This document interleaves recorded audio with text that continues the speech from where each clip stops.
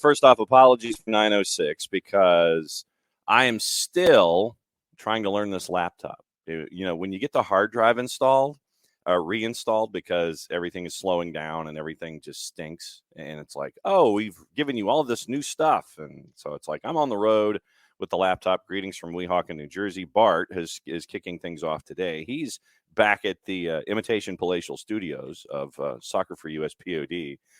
And, what's the mug this morning, by the way, Bart? Drink coffee, do good. There you go. All right. So let's see if so you can do the first part. We'll talk about the second part. Reason that we have Bart on early today is because it's the Stacked Friday show. 9 o'clock, 9:05 Turner time. It's Bart. 9:30, hopefully we get to catch up with our friends from Beyond Goals Mentoring. Don't know who won the coin toss, if it's Greg or if it's Parky. We'll find out. 10 o'clock, Weekend Whiparound, and we'll go through all the weekend on news in the morning. That includes the moving of a keeper possibly from the Atlanta United chain over to being a Canary, plus all the news of the morning, plus all the stuff, and the idea of a possible transfer of Kylian Mbappe. What a surprise. All right, so Bart is here. He's adjusted his glasses. He's ready to go. We have an announcement. Speaking of which, what about your travel plans? Have you gotten to your travel plans yet? How close? Travel plans are booked. They're all booked. Okay. As of this week, we waited till we were sure what dates we wanted to go in and out of New Zealand around the games.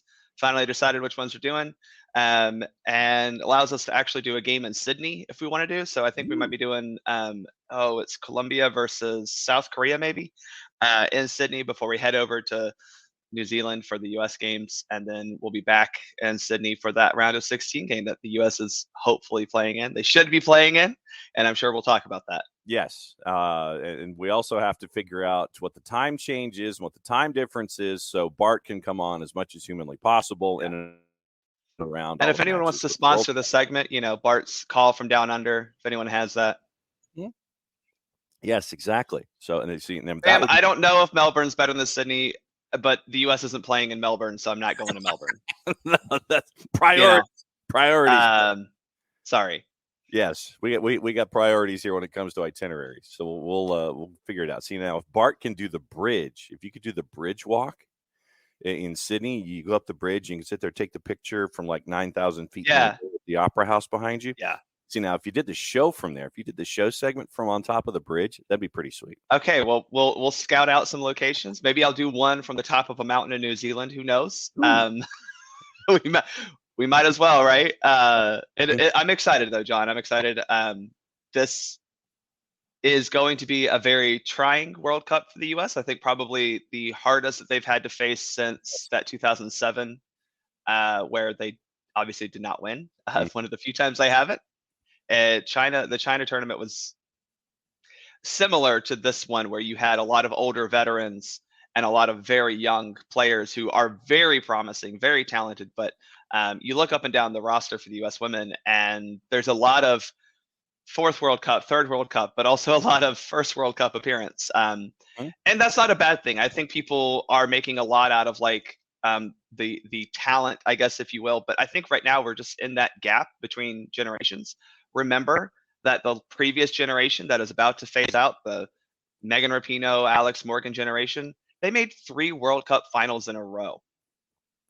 Three in a row. That's not bad. Yeah, and so I think that I'm just trying to temper expectations. Not that I don't think the U.S. can win, or even should win, but if they don't win, you just made 3 World Cup finals in a row. If you don't win it this time or make the final this time, it's not catastrophic. There are plenty of teams who have never even won a World Cup knockout round game. Looking at you, Spain.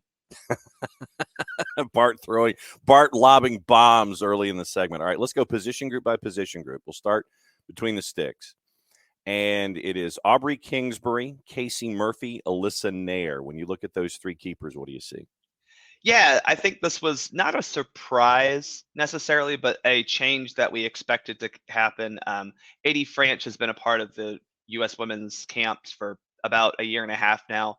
She's been a very good goalkeeper throughout her career, just not quite stellar internationally. And this season in NWSL, she's lost her starting spot at Kansas City, hasn't been very good.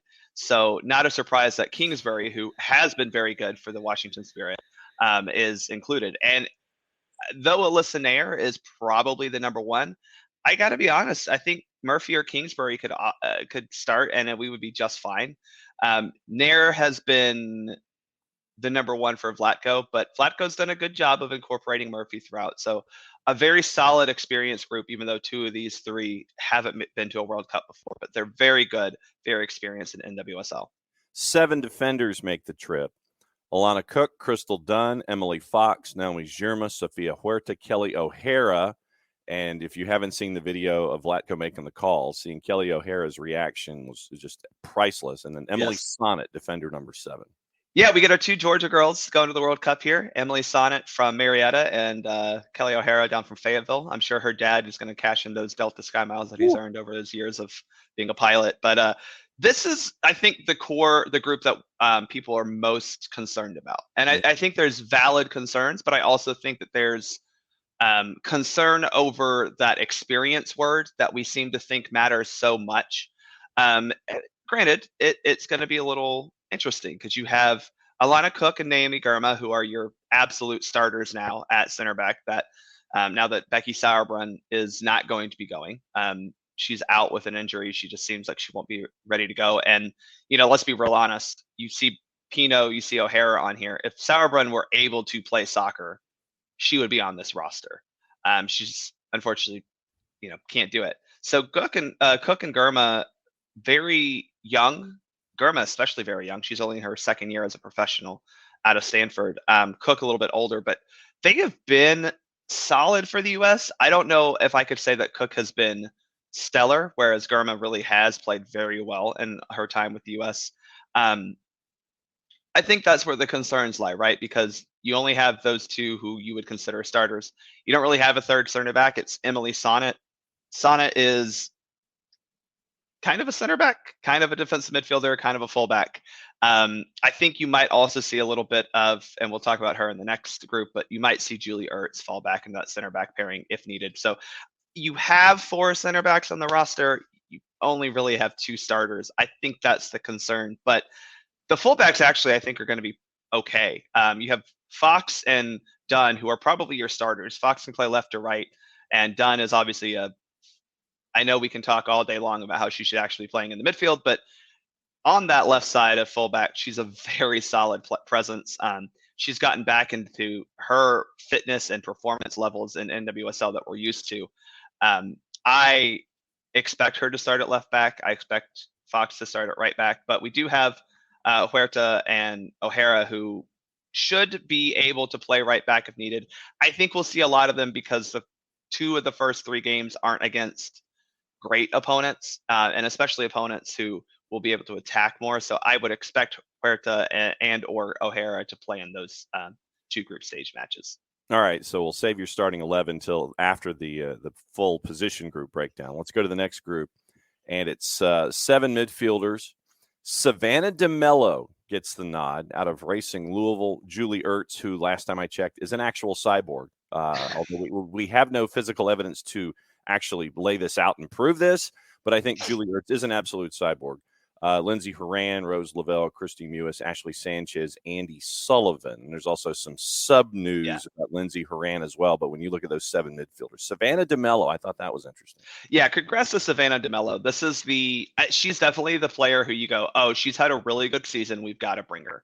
I think part of that is sparked by the fact that we're not quite sure of the fitness and health necessarily of Rose Lavelle. She's been nursing an injury. Her club coach has been at OL Reign has been kind of cagey about her fitness levels and if she's able to play.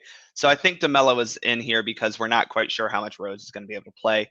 I don't know how much we'll see her because Ashley Sanchez is on this roster and Ashley has been the second midfield option of those 2 advanced midfielders. So we'll see. But congrats to DeMello. She's earned it. And 5 goals, 2 assists on the season. She's lethal from about anywhere. And I think for the U.S., literally, she has created goals from taking the ball off a goalkeeper and also goals from like 45 yards out. So that type of range for that box-to-box midfielder will be good, especially when you have Rose Lavelle, who has been, again, nursing an injury, and Lindsey Horan, who honestly hasn't looked at her best in, I don't know, about 2 years with the U.S. women. She's looked good for Lyon. Obviously, that's a little different because of how they play. But Horan is going to need to be a leader and step up and ball out this tournament if Lavelle's not able to go. Forwards up top, Alex Morgan, Megan Rapinoe, Trinity Rodman, Sophia Smith, Alyssa Thompson gets the nod, and Lynn Williams. That's firepower up front. So this is we might be a little bit of Atlanta United at this tournament, right? Where we're going to give up a lot of goals and concede a lot of goals. So you're saying take the over with the U.S. national team. Yeah, take the over. Also, I think Vlatko and Gonzalo Pineda are on similar coaching levels, aka not great. But it's going to be the interesting part of this forward group is that Alex Morgan is your only real true number 9, but you have Sophia Smith, who plays up top a lot of times centrally for Portland, who's been very good this season. You also have Trinity Rodman and Lynn Williams, who can play centrally. So I think, you only have one true striker in Alex Morgan, but I think if you look at it, you have a lot of players who can play that. And let's just be honest, John, all of these strikers, this is what we were talking about when, yes, Swanson goes down with an injury, which is absolutely going to affect this team. She is a dynamic player that you just don't replace. But the fact that you called up, okay, so you already had probably Lynn and Trinity coming up with her, which they're also very darn good soccer players. Last time I checked, they're all right. And then, so the replacement for now Swanson is 18-year-old Alyssa Thompson, who bless you, who has been lighting it up in NWSL this season for a very bad Angel City team. I want to repeat that. A very bad Angel City team. I know they have a lot of glitz and glam around their marketing. They are not good. But Alyssa is stunning. She balled out at the 2020 Women's U20 World Cup, which may have been at that point 2022. Sorry, 2022 Women's Youth World Cup. She's been great. And I know she won't play a lot, but she's the player I'm most excited to hopefully see in person. Let's just put it that way. Also excited to see Trinity Rodman in person, for the record. Also very excited for that. But I've seen Trin play in person previously this year. She's insanely fast and talented. But I'm really hoping Alyssa gets in one of the group stage matches I'm going to, because I want to see her play live. Vlatko, put her in against Portugal. Make this happen. And to your point, I anticipate that in group stage is probably where you're going to see Alyssa Thompson, Savannah DeMello, getting that experience, getting that run out, so they can just kind of get their sea legs when it comes to what it's like in a world competition like this. Well, and you have 2 group matches, one specifically that, let's be real honest, I'm not trying to diminish Vietnam or their accomplishments for the World Cup, but this will be very similar to that Thailand game we had back in 2019. I don't think it'll be double-digit goals, but it should be a very comfortable win, even by halftime. So if you're Vlatko, you have that decision of, do I start my best team, right? Or do I give players like Ertz, Lavelle, do I give them a little Horan even? Do I give them a rest? Do I play Emily Sonnet as a center back in that game to get her used to that in the World Cup? Do I play maybe it's Alyssa Thompson at one of the forward positions, or maybe I play DeMello in one of the midfield positions, just to make sure that they're fully comfortable in with the team. So we'll see. I don't think you'll see the best 11 for that opening game, because obviously the second game is the Netherlands match, and that one you have to win in this group. That's the one you have to absolutely win. And if you do that, you're looking at a smooth sailing. That Portugal match, who we played a couple years ago, I don't people remember, played them before the Olympics in 2021, played a 0-0 draw because their goalkeeper made, I think, 55 saves in that game. And, I don't think that they are as good even as that, but they've been pretty good. So Portugal will be a tough challenge, but I don't think it's a game that the U.S. should be in fear of losing. Sidebar, by the way, the notification came out this morning from our friend Scott Flood and the Flood Project. Friday, July 21st, 7 o'clock, Wild Heaven West End. And yes, this is a promo. Jason and I are going to be there with SDH Live, food trucks, vendors, VIP experiences available. Check in with Scott Flood and get your VIP ticket opportunities. Let everybody know you're coming. So it'll be, for those of you that were there for USA and England last November, you know how crazy the building can get.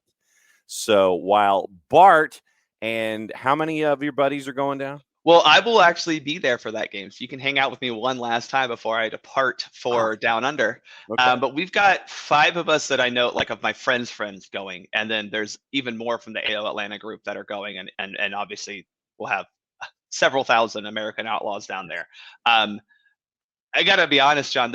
I'm excited because this World Cup seems to be very well attended. A lot of the U.S. games were like sold out before even I could get tickets the first go around. I know, just rude. But not just the U.S. games, but the Australia games, the New Zealand games. A lot of the other games, like you have some with England, some other teams that are hard to get tickets to. Love to see that, especially for Australia, New Zealand, which are not playing in small stadiums, but are definitely playing in smaller. We're not in Moncton this time around, but we're not at a glorified high school track facility, Canada. Anyway, I'm excited. I mean, the four New Zealand stadiums, all over 20,000 seats. You've got in Australia, you've got Brisbane is like 55,000. You're playing Sydney Football Ground, which is 40-some thousand. The Melbourne Rectangular is about 25, 30. So very good size stadiums that are going to be full. I think this is a massive step forward for the women's game. And, you know, John, again, I talked about it at the beginning of the show. The U.S. is a favorite. The U.S. should be considered a favorite. But we have to be real honest. There are better teams playing right now. Now, hold on. That does not mean that they have somehow magically caught up to the U.S. because I'm looking at our roster going, every single one of these players would be a starter for just about any other team in the world. I mean this sincerely. I don't think there's a player on this roster who wouldn't be included in another team in the world. But we have to be humble a little bit and accept the fact that a team like Germany might just win the damn thing because they haven't been affected as much by injuries. Let's be real honest. They have Alexandra Pop, who she's been very, very good. They have a fantastic defense, a very good goalkeeper. Germany very well may be the favorites. England obviously losing Leah Williamson and Beth Mead. That hurts. Yes. I don't know if they have the depth to replace them. And again, that's the thing is, do they have the depth to replace Leah Williamson, who is their captain and a vital player? I mean, listen, I love Leah Williamson. She might be I think she's my second favorite Arsenal player, period, right now, behind Bukayo Saka, which maybe they're 1A and B. Yeah. Beth Mead was fantastic, obviously, in Women's Euros, winning Golden Boot. I don't know if they have the depth to replace that. Whereas, as we mentioned, Mal Swanson was the best player for the U.S. women for a good time. Will, I shaved. I wanted to go with the John Nelson look. I was inspired by all the awards he's been nominated for, so I needed to, kind of channel that energy. Stop. But no, I think that if you're looking at the U.S. women, they're still a top 3 or 4 team. Like, I know they're the betting favorite, as they should be. It's very much the Tiger versus the field type of conversation. I'm just saying that it's okay that if this team is definitely in transition. We have to acknowledge that. Yeah. But if your transition is to Trinity Rodman, Alyssa Thompson, Ashley Sanchez, Savannah DeMello, Naomi Girma, Alana Cook, and then possibly, looking at like Emily Fox, who has been fantastic. And then even the goalkeepers, the backups like Casey Murphy and Audrey Kingsbury. That's a decent transition, I do think that I think that this team should win. I think they have every right to say they will win. I don't know if they will, but again, the rest of the world may be catching up, but the U.S. is still producing the most and best talent. All right, so BetMGM has the numbers, and here we go when it comes to juice boxes. I'll start let's see. Let's start with number 6. Australia's number 6 at plus 1,000. They're my dark horse. I think the host nation, a country that has struggled when it comes to the knockout rounds of tournaments, but has always produced really good talent. They have a lot of players right now playing at high levels in Europe. I would put money on Australia personally. Okay, so if you had a juice box in the back of the fridge, you'd put it on Australia at plus. I would put the fruit punch juice boxes on Australia. France is number 5 at plus 900. Hervé Renard coming in, we'll see how he can revitalize that team. They've been an underperforming team for their existence. I don't know if they're going to capture it. That team is a little bit aging, but they're still very, very good. I think 5th makes sense for them. T3 is Spain and Germany at plus 6. Don't put money on Spain. Do not put any juice boxes. Don't even put your least favorite. Spain has not once, John, not a single time has Spain won a knockout round of an international tournament. Not Euros, not the World Cup. I understand that people love the Barcelona team, which, by the way, is not made completely of Spanish players. But anyway, the Spanish league is the weakest of the big 4 leagues, if you will, in Europe, right? I think Women's Super League in England is the best. Ligue is probably second best. I think Bundesliga, Frauen Bundesliga is maybe 2B. The women's league in Spain has Barcelona. That's really it. Atletico is coming up, but they're not there. I don't think Spain has. I don't think they have the physical grit to win a World Cup and clearly, again, win a knockout round game. Yes, they're good. They're going to dominate possession. They're going to control. But I'm sorry. I'm not going to believe them until they see it. It's very Jamaica here. Everyone's talking about how Jamaica is going to win this World Cup coming up, or this Gold Cup coming up. And I'm like, they ain't done shit ever. So there's the explicit rating. We got it. We're before 9:30. But Germany, I would put. Germany is another one I would put money on for sure. Obviously, number 2 and number 1, no real surprises. But number 2, according to BetMGM, is England at plus 300, which means the U.S. is plus 225 is your favorite. Yeah, I think England, especially after the Euros, is going to get a lot of love. I'm concerned about the injuries they've had, but they are still very good. Still very good. I would not bet on the U.S. to win outside of like my obligatory, put some money on the home team type of thing. Yes. I bet on the U.S. men to win the World Cup, and I knew that was a wasted, $20, $50. But you got to, right? But yeah, I think you put juice boxes. For me, I would put juice boxes on Australia. I would put them on Germany, and have fun. Yeah, and make sure that you reserve something for the home team as well, just because you can get them at a plus 225. Yeah. Anything on the plus side, especially at a plus 225 at BetMGM, you might want to jump on that now, because as you get closer to the tournament, before the tournament kicks off, those odds may drop. So you have to jump on your juice boxes right now. All right, so what's the latest with SoccerForUSPod, and until we catch back up on Wednesday for another round of referee. I have a recording that I need to give you. Okay. Just keep not being able to edit it. So hopefully we get it out today. Talking about the Nations League victory, and then next week we'll be talking about Greg Berhalter. We wanted to give it its own episode. Talk about it kind of logically. Talk about it not necessarily without emotion, but just from a less reactive standpoint. Yeah. So you kind of sat back and let everything ruminate for a couple of days. Let the crazies talk their crazy, and then try to look at the thing, not objectively necessarily, but just from a even-keeled standpoint. Yeah. Well, and Bart, I hate to break it to you, as it was put out there by Jarrett yesterday when we announced about the Atlanta Press Club, you're a part of this madness. So you get to take as much credit as everybody else when it comes to being a finalist here at SDH. So Will wants to say wants to know if you can laugh about Canada thinking they're better for a minute. Yeah. So I made a comment on an Instagram post from, I think it was the Gold Cup. Yeah. They posted, oh, it was MLS, sorry. They posted a picture of all the CONCACAF Gold Cup trophy winners. Uh-huh. And Canada has one from 2000. And I said, oh, look at Canada with their one little trophy. And the Canadians did not like that. Oh, And you got jumped on by Canadians? I was not aware of this.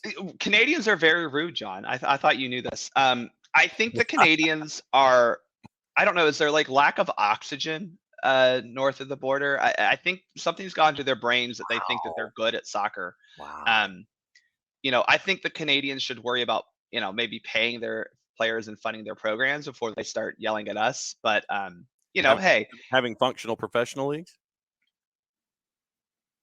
Just saying. You haven't won a trophy in 23 years. And then someone else came back, was like, no, they have two. They won one in 86. And I was like, well, one, it wasn't a Gold Cup back then. And two, that's not really helping your cause that you have two trophies since 1980. I was going to say that's 37 years ago was 1980. Yeah. And let's be honest, I only count my lifetime. You only have one trophy in my lifetime. So that's all that matters. So. Okay. I see where you're going. But we do have Gold Cup coming up. This is a huge opportunity for the U.S. men to cement their place.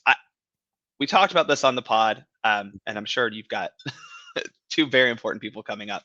As long as they're not in the waiting room yet, I'll keep talking. We can talk about this. We talked about this on the recent episode, just kind of forecasting. I don't think the U.S. necessarily has to win this Gold Cup to keep their claim as like best in CONCACAF, because obviously this team that we're sending is not a first choice selection at really outside of like three positions, maybe, two, if you really want to get like Miles at center back is a first choice center back. And then Matt Turner in goal will be a first choice goalkeeper. I don't know if you could say there's a first choice player anywhere else on this field. Mm-hmm. So obviously this team is not as exciting maybe as we would like. Certainly there are some players on this roster who diminish the excitement that you could have for some of the younger players or newer players on there. Aaron Long continues to get called up, even though Aaron Long has been, quite frankly, not good for LAFC. Christian Roldan continues to get called up because, I don't know, he exists. I'm not quite sure where that comes into play, but you do have exciting players out here. Obviously, we got Brandon Vasquez and Julian Gressel. So if you're an Atlanta United fan, that's fun. Never heard of him. Again, Rich, this is my thing, is like we won Nations League, which was the best competition, right? Canada, Mexico, US, we're not sending our best players to the Gold Cup. Jamaica didn't qualify for the Nations League finals. So miss me with any thing of telling me that they're good. They also, I just, again, don't trust them. They usually show up well. I'm just going to put my feet up here for a couple of minutes. I don't trust Jamaica. I just don't. I'm sorry. Look, yes, I think we have to win in the sense that like we should, right? We're the U.S. We want to prove we're the most dominant team in this region. I still think this roster is very good and should be able to make a final. I just don't think that. I'm not quite sure where you can expect that this team is somehow going to win a trophy. It was a surprise in 2021. Thanks, Miles, for heading home that goal. But I think if you make the final, you can still make a solid claim that you're the best team in CONCACAF because you win the big trophy, you make the final with your second choice team. Seems pretty good. See, there you go. So this is what we'll talk about. Obviously, the first match is at the spaceship. Okay, now this is another thing that folks have kind of gotten. The spaceship. That's what it looks like. That's what Soldier Field. It does. Like hey, listen, that view in Soldier Field going out toward the city is beautiful. It's one of the best in MLS. And you can pick your seat. I remember going there when people actually cared about the fire. So. Yes, and when it was not looking like a spaceship and actually looked like a no, I don't remember that.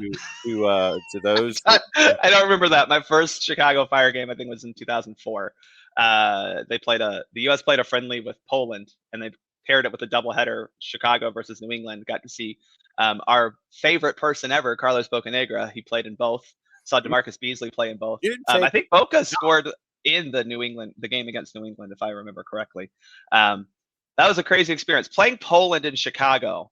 That was a trip, man.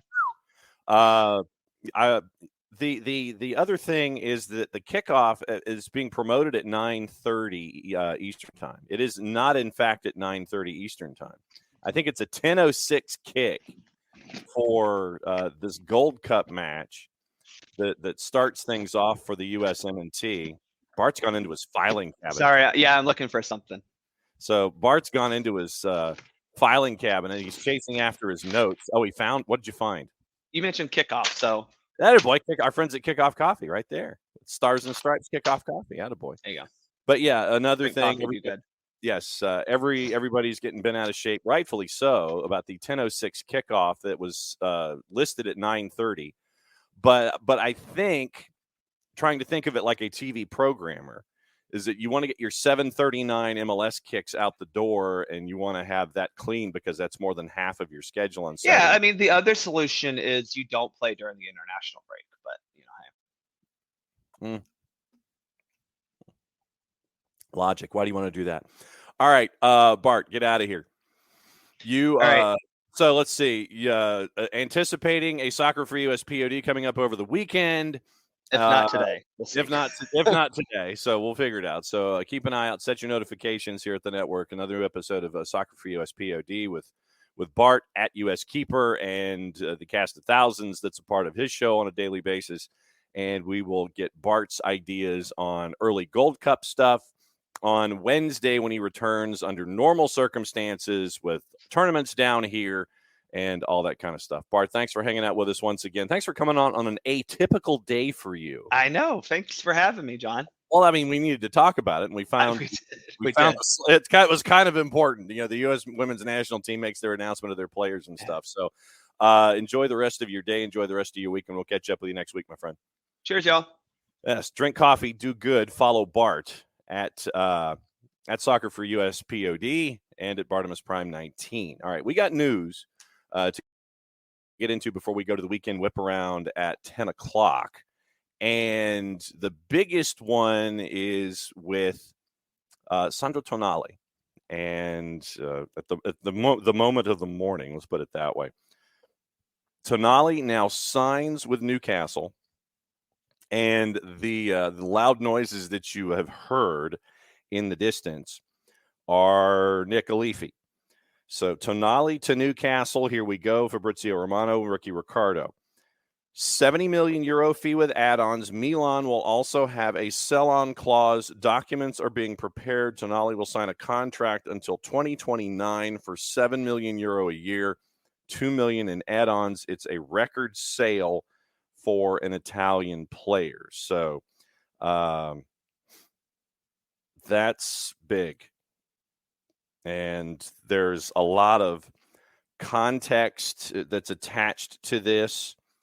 And it is, it's, you know, there's a lot of depth to this. It's not just the notion of Tonali, largest signing for an Italian player in Serie A moving forward, those kinds of things. There's a lot of context here. And it is, it's big for a bunch of different reasons and not just the price tag for Tonali to Newcastle. And there's a lot of subplot and context that's attached to this that we'll get into as well. Looking at the news of the morning, there's plenty to play with here when it comes to all of the transfers and all of this. And so we'll bring in Michael Parkhurst. See, now we're flying. See, Parky drops in. First and foremost, Parky, how was the golf? Golf was a lovely day.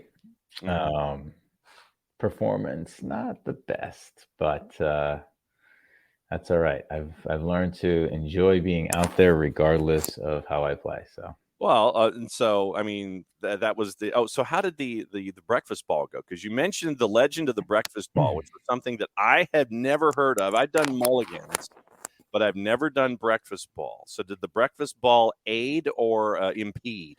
I didn't need to use a breakfast ball, which was fantastic. I mean, I could have used a few breakfast balls later in the round, but the breakfast ball.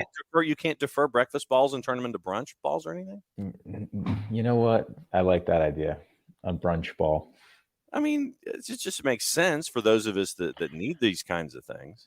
Yeah, I agree. But no breakfast ball. Okay, and I know that is Greg still like in the wilderness? Does he? Where is? Who knows? I don't know, John. Who knows? Up to? I texted him at 9:28, and I say, "Hey, you're jumping on today, right?" And then I just got a text back and said, "Oh shoot, I forgot." I don't know where he is. I don't know what's going on. Oh my gosh. Well, thanks for hopping on and hanging out as you and Greg always do to discuss stuff. We're getting close to Gold Cup, and we're getting close to international competitions and things like that. When it comes to the state, I guess I'll start with a 30,000-foot question. When you look at the growth of U.S. soccer and where they are, winning CONCACAF Nations League, having Atlanta United players attached to it, the growth and the influence from all of that, and now you're chasing after Gold Cups. What's it been like to see the country with this generation of talent work its way through, get Nations League taken care of, and now chasing after Gold Cup? What's it been like for you to see this growth for U.S. soccer? Yeah, it's awesome. It's pretty sweet, and I think that we all had hopes that we would get there, and I think that Mexico was on top for a long time, but in the last 10, 15 years, we've become more competitive with them, and taking it to them every now and then, and obviously the Dos a 0 at home. But it seems like now we are firmly on top, and looking down on them and the rest of CONCACAF. I think that Canada is right there. They've got a really good squad, and I'm sure Mexico will turn things around pretty quickly. And some of these other countries are going to get a lot better, as players decide to play for Jamaica instead of England, or Trinidad instead of somewhere else. And so it's never easy. But that being said, this is definitely the most talented group that U.S. soccer's ever seen, and so. It's exciting. It's exciting to not only have talent, but guys that, fight and compete and enjoy each other, go out there and have fun doing it. You mentioned the Cruton aspect of it. I mean, down here in the Southeast, all about Cruton. It's all about the Cruton, and you're getting those dual nationals now, where the U.S. men's national team is like, okay, we'll bring in Senor, we'll bring in Zendejas, we'll bring in Johnny, we'll bring in Balogun, all of these heavy duty guys that in the past, for whatever reason, I don't know if it was mentality or what. It's like, nah, we don't get that. It's like, I don't know, like when we were in high school or in college, and you're walking to class, and you see your dream girl. I mean, she is like, she's hanging out with all the jocks, and all this kind of. I never get a girl like that. That now. I mean, that was U.S. soccer for the longest time. The dual nationals, they never really got chased. And you're just kind of sitting there and you're seeing the dream girl with all the jocks walking through the quad, and you're going, nah, I don't have a shot. Now, the last couple of years, you're seeing the U.S. take their shot, and you're seeing the dream girl, come and hang out with you more. I mean, what's it been like to see these dual nationals flip and be a part of things too? Yeah, it's great. And I think that, Jurgen was probably the one that really started things as far as getting dual nationals to commit. But, I think there's a difference between a dual national picking the U.S. because it gives them the best chance to play in a World Cup, and dual nationals that are bought in and, really, really into it and want to be a part of the culture and the way we play and all these different things. And, I think that that's where it's exciting. And to be honest, he is a talented striker, right? There's no mistake about it that we've been missing that position for a little while now, since probably Josie was in his prime, I guess. Yep. And so it's a huge lift to us for sure, especially at that position. But he in particular, I mean, definitely had the ability to go elsewhere and do other things, and play for other countries. So that's a huge get for us, and it seems like he's fitting in the locker room right away. And so kudos to the whole organization for making sure that got done. Yeah, and that's been pretty sweet to see from a U.S. national standpoint. When it comes to, let me get the Beyond Goals update. I know that since it's the summertime, things kind of slow down a little bit. But when you look at where things are with Beyond Goals right now, how busy is this off season where there isn't a whole lot of activity going on? What are you guys doing in the off season to try to get things ready so you're hitting the ground running come fall? Yeah, just making sure that we are organized and following up with people. And I think that the academy playoffs are just finishing up, so just checking in to see how all of our mentees did in those tournaments and set themselves up well for this short off season they have in the summer.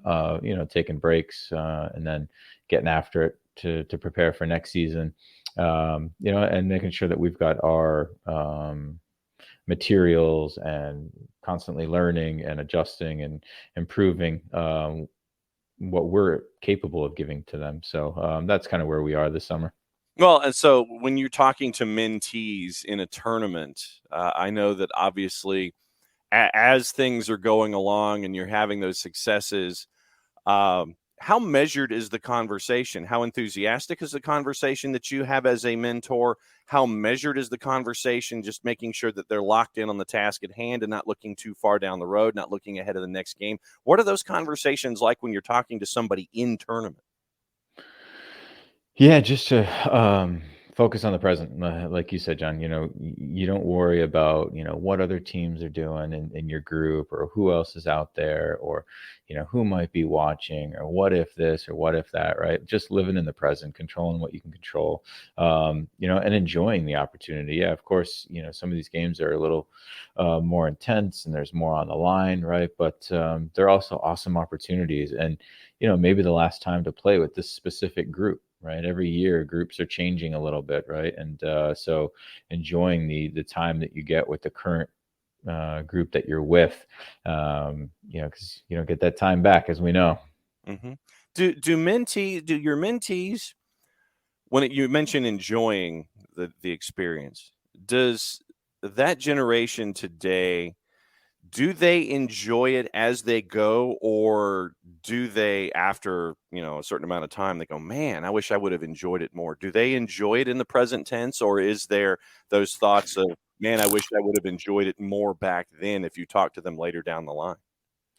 Yeah, I think most of them do a pretty good job of enjoying it in the moment. I think that, certainly there's times when, all of us get caught up in the day to day, and forget about the big picture thing that's going on. But I think that for the most part, right, they're still loving the game, they're still loving the team aspect of things, and that's what you really look back and you think about and you enjoy, right? When I look back to my youth, childhood, and playing games, it's not necessarily like winning the tournaments. It's being around the group and the trips that we went on and being in a hotel and hanging out with friends and off the field relationships. Those types of things that you really look back and value. How many of those teammates and players from back then are you still in contact with today? Can you sit there and pick up your phone and dial it up and go, I'm gonna hit up, my buddy from way back then? How much of those old relationships or those first relationships that you were a part of when you were playing, how many of those do you still have today? Quite a few. Yeah, quite a few, which is crazy. I mean, we played together though from when I was like 7 or 8 years old until I left for high school when I was 14. So a lot of forming years back then, and a lot of time together on the field and off the field. So yeah, there's a handful of guys that I still connect with monthly, see when I go back into town, catch up with on social media, of course, and no, great long relationships, lifelong relationships. What are those conversations like these days about the good old days? What are those conversations like? How much ribbing is going on? How much stretching of the incidents goes on with all those conversations? Every now and then, for sure. Whether it's mini golf or on the regular golf course, or now we just bond a lot about, parenting and the challenges there and youth sports. And now we're on the other side of it thinking, oh my God, some of these parents are crazy. And, oh my gosh, this coach is nuts and that coach is nuts. And like, hey, what are you doing for your kid with this and that? And, there's different challenges these days. Well, because you've got that peer support system, and it's something that you guys talk about, that you and Greg talk about with your mentees, to have that support system, to have those guys that you can have the conversation with, regardless of when it is. That if you pick up the phone at 2:00 in the morning on a Tuesday, that there's somebody that's going to pick up the phone there on the other end of the line. And when you can continue to have those conversations, the fact that you and Greg and a mentor can sit there and reach out and have these guys understand, the younger players, that these relationships will be with you for as long as you let them, and just enjoy them for what they are, because they're going to be vital for you 30, 40, 50 years down the line. I think that's big, though. Totally. And yeah, that's why and it's sometimes difficult, right? Because especially in some of the high level teams today, it's a little cutthroat, right? And it's more like a professional environment where, it's like, how close do you get to somebody, because you don't know if they're going to be there next year. You don't know if you're going to be there next year, or, is the new guy going to take my spot on the team? Those things, where it was back in the day, you kind of had your team, and, maybe one guy changed, every few years because he, played a different sport or moved or something like that, but it wasn't like it is today. So it's difficult for sure, but you never know where those lifelong buddies are going to be and when you're going to meet them. And I always thought, like, hey, to have that confidence, of just being friends with people and welcoming new guys, and knowing that, okay, it's I can still be friends and welcome somebody and then compete with them for a starting spot. Well, and that's, I think that, and considering that I'm 712 years old, when I was growing up, it was easy to have those friends because you weren't as concerned about them taking your job or taking your position, and you get to you were still friends at the end of the day. And I think that as we've gotten closer to present day, because of how things have evolved when it comes to sports, that possibility or probability is there in the back of your mind. Okay, this guy might take my, he might take my spot. He may cost me X. He may cost me an opportunity. He may cost me a chance to start. He might cost me a chance to do something else at the next level.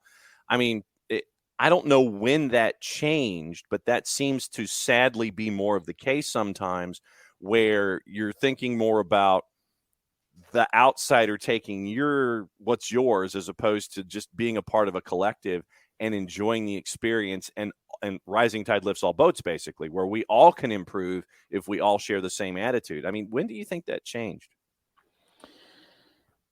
Yeah, it's a good question. Is it a generational thing? Like, maybe 5-10 years ago, as things escalated worldwide, just in general. Or was it? No, I think just the level of youth sports has gotten much higher, right? The specialization of sport. I also honestly think that the cost of college goes into it as well, because I think parents are either consciously or subconsciously pushing their kids so that they can get a college scholarship, or it's parents pushing kids because they didn't they look back and things that we're talking about, they didn't take advantage of during their time, and they want their kids to do it, so they're pushing them to do it. I think there's a lot of that as well. And again, we just lose sight of like some of the main characteristics of sport, and that's developing this relationship and having fun and being active and healthy, versus like, hey, starting and scoring and, accomplishment, that type of thing. And, there's so many opportunities out there, right, with individual coaching and so many different opportunities, which is great, right? It's awesome, but that's definitely pushed the envelope. The whole living vicariously thing through your kids and having them push, having the parent push. I mean, that to me is one of the things I think that is more prevalent these days, where you have the regrets of the parent being pushed upon the kid, and the kid doesn't want to let the parent down. They want to live their own life, but at the same time, it's something that's really delicate that I think that's forced on a lot of kids these days. Yeah, totally. I still, thinking about it, and the more I read and understand things, and it's like, you go to all these youth games and you've got parents screaming on the sidelines, and, they're so focused on winning this game, right? Winning that day. And I think that's, it rubs off on the kids. And then, they're just so focused on winning and winning and winning, that they forget, like, okay, even if we lose, lollipops, I agree. Abby, yep. Even if they lose, they learn more in those losses if you're able to, right? But are we able to learn from losses if we're just so focused on the winning? So, I mean, and it sounds like it drives you nuts when you see the parent trying to force themselves and their ideas upon their kids, and you can tell sometimes that the kid either doesn't enjoy it or is just kind of putting up with the parent and what the parent wants to do, but the kid doesn't get to advance and have a life because of all the pressure that the parent's putting on them. Yeah, I feel bad for the kids, because even when I was young, I still remember to this day the parents and the kids of those parents who were screamers on the sideline, and how they felt about it and what they would say and how they would feel and all these things. And you see it today, and I don't think that parents that are doing it mean poorly or they mean bad. It's just just a societal thing. You said you're reading. What are you reading to help you out as a mentor? Yeah. Oh God, I'm so bad with names, John. What was the title of the? I'll not. I thought I had it for a second. You remember the author? 2 for 2. But okay, so then I'll have to look it up and let you know. Okay. But I mean, is it anywhere close in the office? But the reason that I brought that up is, mentors, while you have your knowledge base from what you've experienced in the past, you have that opportunity to sit there and learn as well. And so you're expanding yourself three-dimensionally as a mentor, not just relying on what you did as an athlete. I thought that was really cool. Yeah, totally. And some of the stuff I'm learning is like,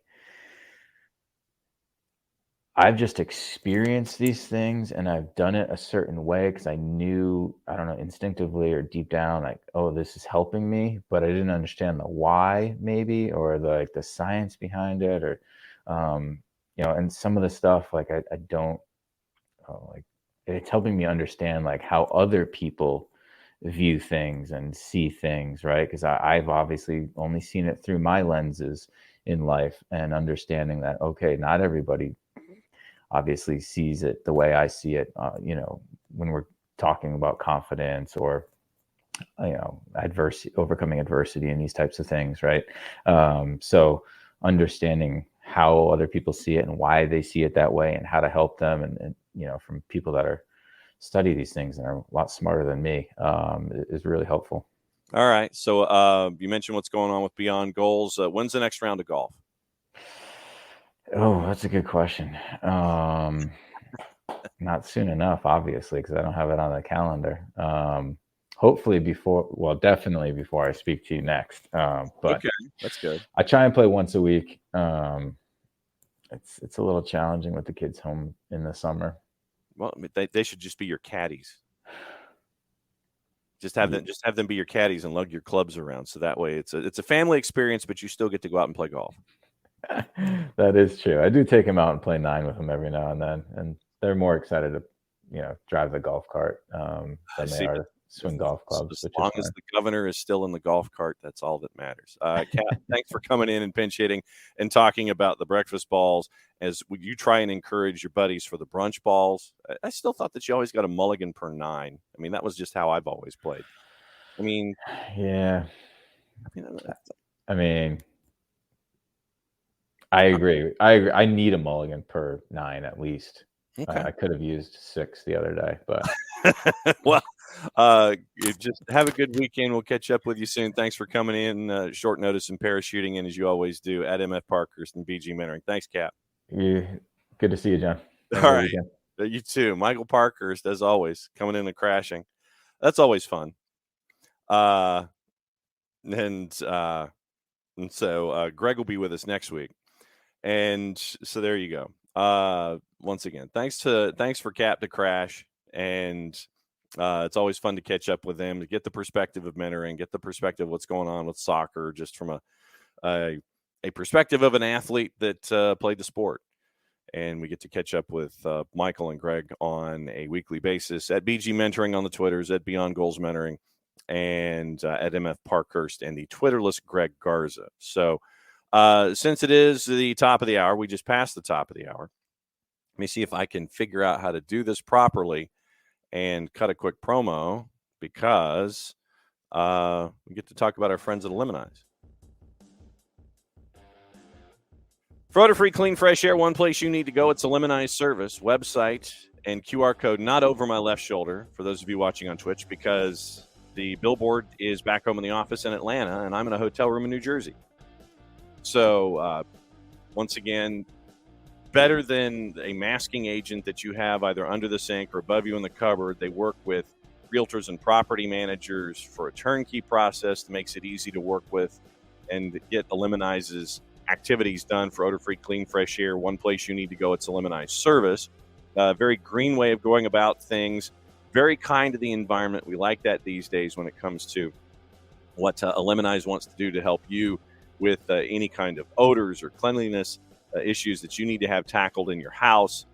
Different than the masking agents, because when you reach under the sink or above you in the cupboard to grab the masking agent, you take that masking agent out, you spray it in the air. There's a reason they call it a masking agent, because all it does is mask the odor. Eliminize attacks the problem all the way down to the molecule with their proven scientific formula. Very, very cool stuff from them. Pricing either by the cubic foot or parts per million to come up with a price that's affordable for you. One place you need to go if you need more information, this is the website. This is where I pick up my pen. The website's eliminize.com, but do us a favor here at SDH. Go /Atlanta after the .com so they know what part of the world that you are addressing them from, so they can help you with your problems. Full homework assignment, ELIMINIZE.com/Atlanta, eliminize.com/Atlanta, Eliminize service for odor-free, clean, fresh air on this planet or any other. Eliminize service, proud sponsors of SDH here on a Friday. Weekend Whiparound coming up in short order. It'll be a part of what's going on in hour number 2, and we will get everything squared away there. We'll get you through all the juice boxes when it comes to all the games coming up this weekend. Big weekend here with Atlanta United playing New York Red Bulls. The unified game. The reason that I'm up here is it'll be Jason, Joe Freihofer, and myself on the unified match. That'll be on ATLUTD.com on Saturday afternoon before Jason and Mike have the broadcast of Atlanta United and Red Bulls on 92.9. Pre-game at 7 o'clock, kick at 7:39, thanks to our friends at Apple. And probably an abbreviated post-game show after, so they can hop on a plane and head back to Atlanta. And remember that Atlanta United 2, NYCFC 2, that is on the network on Sunday night. And so we'll have the call for you there on the network pregame show, 10 or 15 minutes ahead of the broadcast with Jason on play-by-play from the Fraction. So very, very busy weekend. Atlanta United, Red Bulls, unified match on the website at ATLUTD.com. The Red Bulls Atlanta United match itself, 7 o'clock pregame, 92.9 the game in the Odyssey app with Mike and Jason, 7:39 kick. And then it is Atlanta United 2, NYCFC 2 from the Fraction on Sunday night. So once again, busy weekend here for us here at SDH. All right. So we are efforting. We're efforting Nick Alifi. And we will get his thoughts on Tonali and the context of what it means in Serie A with everything that has been happening there. A couple of news and storylines, and we'll get into all of the gossip, rumor, and innuendo as well this morning. There's a lawsuit involving Carlo Ancelotti and Everton. There's news about Everton involving Bill Kenwright. And my guess is that Tom Russo and Ropes and Emilio may not be too pleased. But gossip, rumor, and innuendo on an international scale. Declan Rice wants to still join Arsenal despite Manchester City planning on entering the race, able to meet the £100 million asking price. Mikel Arteta believes Declan Rice is the club's future captain. They're preparing a third offer to West Ham. That's from the four-letter paper. Take the information at your own peril. Mo Salah is the next marquee signing being targeted by the Saudi Pro League after Benzema and Kante. That's from our friends at 442. Jurgen Klopp's agent has ruled out him leaving Anfield to replace Hansi Flick as the German national team boss. That's from Bild. AC Milan are hoping to beat Inter to the signing of Romelu Lukaku, despite the Belgian forward spending last season on loan with the Champions League finalists. Manchester United have found a middle ground with Chelsea over a deal with Mason Mount, with the 24-year-old close to a £60 million move, according to our friends at the Mirror. Spurs have emerged as the front runner to sign James Maddison. Bayern Munich willing to offer a 2-year deal to Kyle Walker at the age of 33. Thomas Partey open to a move to Juve, who have a 3-year contract ready for him. That's from our friends at Sky Sports Italia. Fulham are leading the race for James Ward-Prowse, open to a move to Craven Cottage after the Saints being relegated from the Premier League. Marco Silva is considering a lucrative offer to join Al Hilal as coach. Marseille are interested in Jedi Robinson, but face competition from Manchester City, AC Milan, and Inter Milan for the U.S. international. Cesar Azpilicueta, otherwise known as Dave, is a target for Inter Milan. Dortmund lining up a £13 million move for Hannibal Mabry, who spent last season on loan at Birmingham City. Bundesliga side are also keen on Cole Palmer as a replacement for Jude Bellingham. Brentford, Fulham, West Ham, Wolves will rival Sporting Lisbon to sign Victor Gyökeres from Coventry City. That's from the Daily Mail. Once again, 4-letter paper. Take the information at your own peril. Manchester United have offered Jose Mourinho's Roma the chance to sign Netherlands midfielder Donny van de Beek. Jose Mourinho suspended for 4 matches for his behavior in the Europa League, by the way. Roma winger Justin Kluivert will have a medical with Bournemouth on Friday before the Netherlands international completes a £9.5 million move on a 5-year deal. That's from Fabrizio Romano. I don't know if that's quite yet to here we go status. Partey has approved the move to Juve, expected to turn down offers from Saudi Arabia. Real Madrid are monitoring Fenerbahce teenager Arda Güler, who's been dubbed the Turkish Messi, 4-letter paper. And Messi has told PSG and the PSG's Kylian Mbappe he deserves a real winning project. Mbappe has said that he wants to leave PSG, and it looks like there has been, in some reports, a fee agreed to so he can jump from PSG to Real Madrid. France forward Marcus Thuram has told PSG he will not be joining them on a free following the expiration of his contract with Borussia Mönchengladbach. So that's a little bit of your news from in and around. Yeah, Tyler Adams is in Aston Villa's crosshairs. Ricky, keeping an eye on that for us. We'll get into the papers and the other things with all of the other transfers, because there's plenty of transfer news. Manchester United is willing to walk away from the Mason Mount deal if the third bid is rejected. So we got to keep an eye on that when it comes to the probability of Mason Mount maybe being moved, maybe not. So once again, we'll keep an eye on all of that stuff. Lazio looks like they're in for Wilfried Zaha. The Tonali arrival will not end the Maddison pursuit, but will unleash Bruno Guimaraes as the club makes their run into Champions League. Christopher Nkunku made the pictures, so he's making the rounds wearing his Chelsea blues. So there's plenty of all of that stuff going on. Obviously, as stuff continues to go, Bernardo Silva looks like he is looking at an offer in Saudi Arabia. And so we'll keep an eye on all of that. Let's see. Avoiding the 4-letter and the 3-letter paper. Yes. Alexander Ceferin, UEFA president, has admitted that not everything was perfect for supporters at the Champions League final in Istanbul. Let me see if I can find that particular. Yeah, here we go. Ceferin admits problems at the Champions League final. He said not everything was perfect in the understatement of the Euro department. Remember, we talked about Manchester City supporters reporting issues with transport to the Ataturk Stadium, as well as a lack of toilets, limited access to water. Football Supporters Europe is gathering fan accounts from Istanbul in order to compile a report to present to UEFA. Ceferin at the European Football Fans Congress in Manchester said the men's and women's club competition finals, quote, proved UEFA had learned from past mistakes, but he added, quote, we're well aware that in Istanbul not everything was perfect, and I'm certainly not playing down the problems encountered by some, but let us continue working together to improve what we can improve.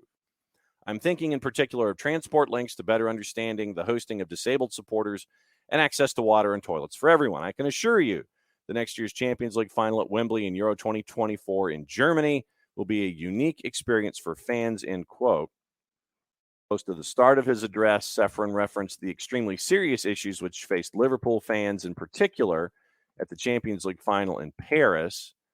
Independent report at the match at the French capital found UEFA bore primary responsibility for what almost became, quote, a mass fatality catastrophe.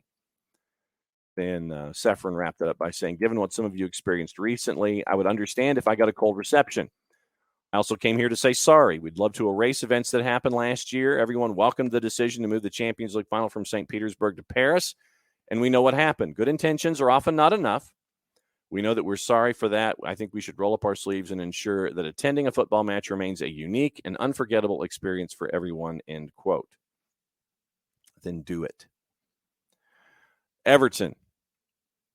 All right. So Tom Russo, Ropes, Emilio, you may need to cover your ears for this one.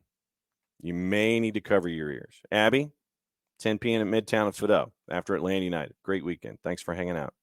And thank you for the early birthday wishes, by the way.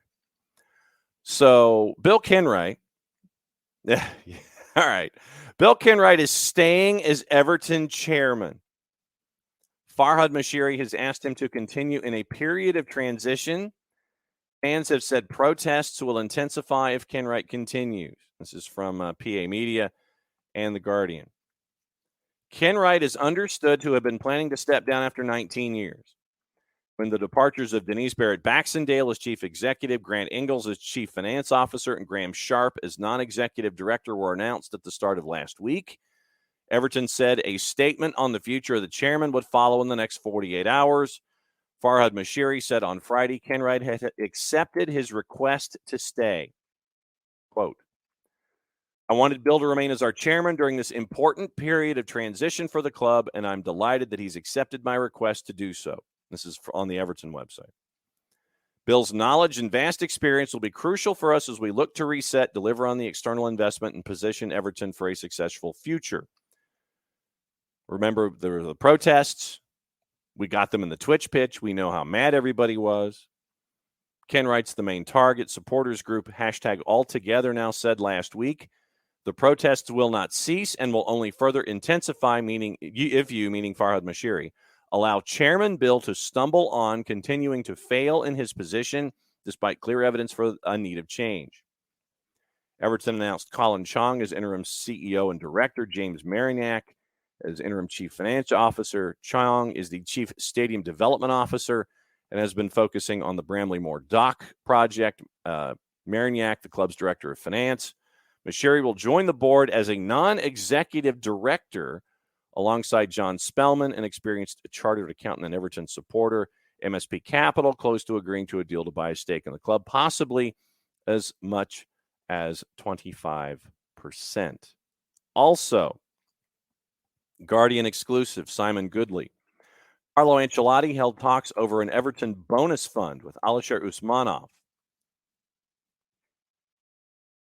Ancelotti discussions with the oligarch about a series of incentive payments that were dependent on Everton's performance in the Premier League. Usmanov proposed the bonuses at about the time Ancelotti was in talks to take the Everton job in 2019, according to sources to The Guardian. Suggestion raises questions about whether a proposed side deal between Ancelotti and Usmanov is behind the manager filing a claim against Everton in London's High Court. The talks will also add to the repeated intrigue over Usmanov's alleged influence over Farhad Moshiri, with football regulators and fans likely to be curious about anybody other than a club's owner or directors offering incentives to a coach. Usmanov's spokesperson, quote, "In his personal interactions with Mr. Ancelotti, Mr. Usmanov, as the largest shareholder of the club's main sponsor, discussed the hypothetical possibility of creating an additional bonus fund for the club in the event that the latter achieved a significant success, namely entering the League of Champions, an event which, as we know, did not ultimately take place. There were no legally meaningful arrangements made in this regard, while the club's results were far from ever even being considered a success. Further sources suggested to The Guardian that the High Court claims concerns a bonus Ancelotti believes he negotiated with an individual outside of the club, and that one target may have included a top-half finish, which Ancelotti did achieve in 2021. One former Everton director said the Italian had been promised something, and now clearly it hasn't gone away." So that's your Everton update. And so here we go. We bring in Nick Alifi to talk about Sandro Tonali to Newcastle, the knock-on effects, Redbird Capital, and what Redbird is up to. And it appears that Redbird might be investing in other things, including Formula One. So let's start at the top, Nick. And Sandro Tonali to Newcastle. Yep. And kind of break down the three-dimensional issues that we have here with this and Redbird and what Redbird seems to be doing here. Sandro Tonali grew up a Milan supporter. He took a pay cut to join the team. He was expecting to be in the pantheon of Milan legends like, Maldini, Baresi, Gattuso, and he even talked to Gattuso before he signed an official to take the number 8. He got the green light from Gattuso to essentially take that number and what it represented. And there have been a lot of predictions about what Tonali's career would look like because he was a dead ball specialist, and his passing accuracy is uncanny. His ability to put free kicks on frame is unreal. And they said he's the next Pirlo. He's not the next Pirlo. He's Gattuso. If Gattuso would, like in Space Jam, in Space Jam, little aliens robbed the NBA players of their talents. Right. If Gattuso robbed Pirlo of some of his passing and dead ball ability, that's who Tonali is. And he's somebody who fought literally for the club, had no problems getting inter players' faces, had no problems, defending the shirt, defending his teammates. When Ibrahimovic retired, Tonali was in tears on the side. From what I understand, he had told the board that under no circumstances did he want to leave Milan. Right. And that word got to him while he was on international duty that the Milan board was negotiating with Newcastle and that Milan was spearheading the transfer. upon hearing this, Tonali says, okay, fine. Make the move happen. If they want me gone, I'll go. I understand a couple of facts before anybody starts jumping on me about, well, you're going to take the money. This isn't football Ultimate Team. All right. This is not Ultimate Team, and it's not all just dollars and cents. And each club, if you say, well, I'm a supporter of Man United. Okay. Why are you a supporter of Man United? Why are you a supporter of Arsenal? Why are you a supporter for whatever club you pull for? Like Barcelona, for example. Barcelona, because of the style of play, because they have a certain philosophy that they, they try to really adhere to. It's the same with Real Madrid. Milan was a club that was built around legends. And it was built around having, like Juve was a win at all costs. It's all ones and zeros. It's a very binary way of looking at the game. It was a very soulless way of looking at the game. And that's fine. If that's what you subscribe to, then have fun. And I'll even say the same with Inter. The Inter falls into the same category as Milan, where they really tried to build around legends. Like, these are the people, this is our legacy. And we are a legacy team with legacy players. And, you are not doing that anymore. And I get that it's the modern game, and I get that it's the most expensive transfer for a Serie A player ever. For an Italian player ever. I get it. But this right here is what happens when you have a kid who moved to his favorite team of all time. He struggled initially with the weight of wearing the shirt. It's pretty obvious. He grew into it, helped them lift the Scudetto, and then only to be told, this club that you love, this club that you're so passionate about, wants you gone because they want the money. That's got to be heartbreaking. I mean, look, I'm sure that some of the heartbreak was smoothed over whenever Darren called him up and said, look, brother, we're about to make your bank account look really nice. I'm sure that certainly helped, but every indication was Tonali did not want to move.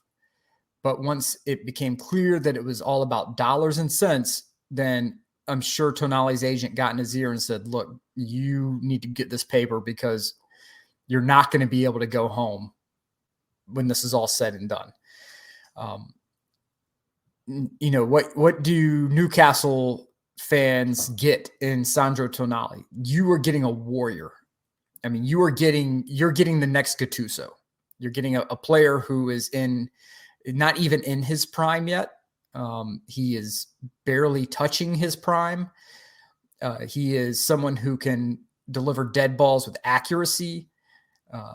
He is someone who will put his whole body on the line to, for any sort of tackle. He tackles cleanly. He's not just one of these people who goes around breaking ankles and lower legs for the fun of it. He is somebody who can play as physical as you like. So if you hear any British commentator say, well, we don't know if he can play our game. Well, I can tell you this. If your game's physicality, he can do it. If your game is fast and open, he can do it. He can play the press. He can play, ball retention. He can do all of it. And he is extraordinarily young. It is, I understand the numbers. I understand the math. But Jerry Cardinal and Redbird have ripped the soul out of AC Milan. And I've said before, my club is no different than anyone else's I've said this about. The clubs aren't ours anymore. They're corporations. They are line items. Everything's a line item. It's all about profit margin. It's all about metrics. And just because, that's the reality of the world doesn't mean it it doesn't suck whenever it happens to your team. We as Milan supporters were hoping that we were getting this new, when you have Theo Hernandez, when you have, you're going to have Sandro Tonali, you were going to have Rafael Leao, you were talking about bringing in some other young players to bolster this and really have an upswing. You're talking about a team that went to the Champions League semifinals, and you're dismantling it now. It's almost like it's like when the Marlins, they had their 2 World Series titles. They built the team up, and then they completely stripped it for parts. So then Cardinale is Wayne Huizinga? No, he's Mike Ashley. He's a thinner Mike Ashley. Okay. Is who he is. He plays the role of, of being a fan. He plays the role of being, I care about the team. You can't tell me that, this isn't some major corporate America move. That's it. Talking to my cousins, all diehard, diehard Milanisti, they're enraged at what what Redbird is doing. And just had a Freudian slip there with Red Bull, because it's essentially what is happening. Like, you have it, we're going to develop this player and we're going to ship him out. We're going to develop a player. We're going to ship him out. And that's what's happening now. Milan is essentially becoming one of the Red Bull teams, which is, we're just going to build up a player until they get to be about 23, 24, and we're shipping them out. That's not who Milan, at no point was Milan that team. And when you got rid of Maldini, you got rid of the guy who could sit across from Italian kids and say, I want you to come to Milan because I see greatness in you.